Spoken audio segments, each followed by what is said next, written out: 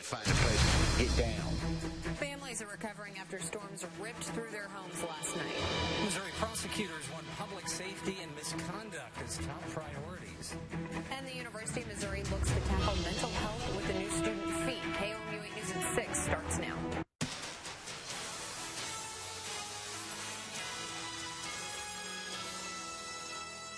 Here's what's happening right now. Missouri communities are cleaning up after severe weather, including about 10 confirmed tornadoes ripped through the state last night.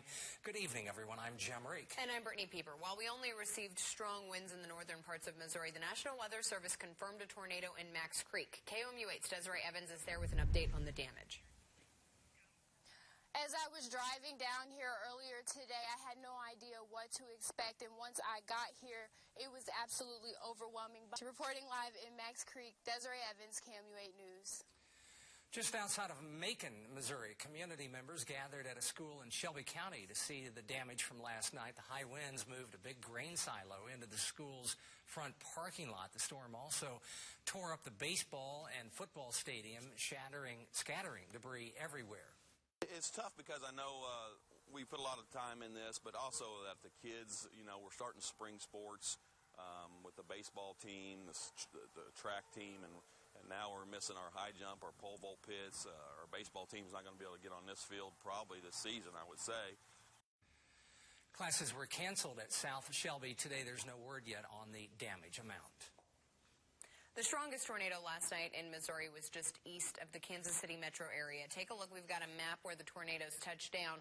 Governor Greitens visited Oak Grove today, where an EF3 tornado damaged and destroyed nearly 500 homes. The tornado had winds of 150 miles per hour, and it was 400 yards wide and was on the ground for 12 miles. A few injuries were reported. Miraculously, no one was killed. The severe storms are out of Missouri, but it was still pretty breezy out there today, so let's send it over to Kenton to see if those winds will stick around tonight. All right, Brittany, thank you very much, and good evening, everyone. I'll track that hour by hour and take a look at our 8-day forecast. It's all coming up later.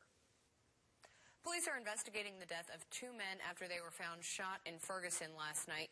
The police chief says the men died from multiple gunshot wounds and added it seems the men were targeted. Police are looking into reports of a car speeding away after the shooting. Neighbors called police after hearing gunshots just before 7 p.m.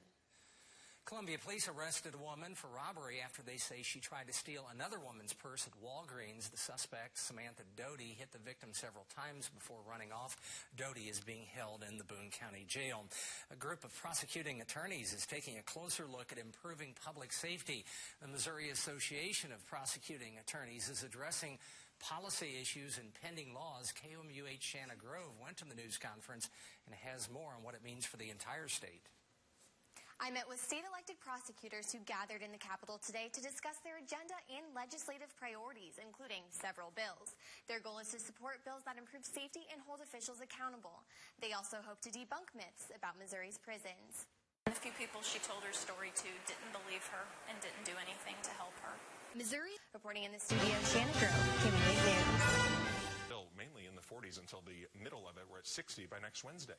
Here's Weather IQ question for the day, sponsored by Break Time. Of the following, the city with the highest average wind speed is Chicago, Boston, or Dodge City, Kansas? He wants us to say Chicago would be the obvious one, so I'm sure it's not. Dodge City is on the backside of the Rocky Mountains. I think I got to believe it just blows through there like a freight train. You can't think of this psychologically. Well, you got to, because it is Dodge City. You're right. You won't let me trick you in that situation. So Dodge City, on average, has about a 14-mile-per-hour wind. Yeah. It's about 13 miles an hour in Boston and only about 11 miles per hour in the windy city of Chicago. All right, Kenton, thank you. MU is looking to add a new student fee to help with mental health. One student shares her experience with mental illness and how the fee could help others. The University of Missouri is looking to increase its services when it comes to addressing mental health. KOMU 8's Emily McCarter joins us in the studio to tell us how it plans to do this. MU students are voting on whether to approve a fee that improves access to mental health services. I spoke with someone who supports the fee and says these services help her deal with her own mental illness.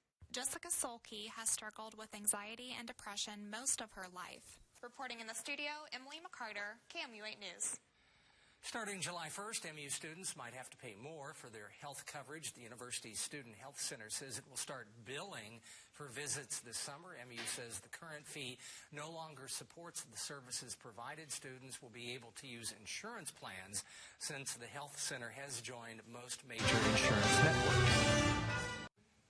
A world record broken after an all-female flight crew flew around the world last week. They flew over the Pacific Ocean from New Delhi to San Francisco on Monday, then back to New Delhi over the Atlantic Ocean. The other staff involved in the flight, including ground crew, were also all women.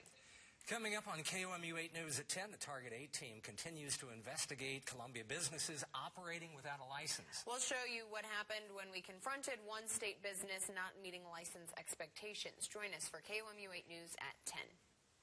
And we're going to have clear skies tonight. Temperatures down into the 40s, 46 by 10 p.m., 34 by sunrise. Then we're at 66 by tomorrow afternoon, and it is going to be another windy one, gusts up to about 33, 35, even possibly miles per hour.